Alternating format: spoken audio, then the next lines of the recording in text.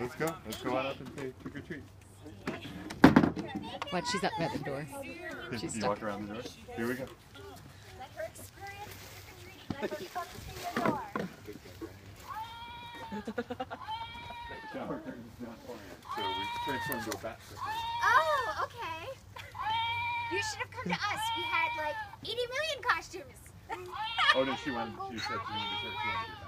You can go back now, and can you I just wanna say wear trick my or treat to Mrs. Belozer? And I want to be back. So we're like, Okay. Daddy, maybe you could take her? yeah. She's a little nervous. Here. Come on up. Here, you hold this. You hold You this. come up. Okay, stop. And you say trick or treat.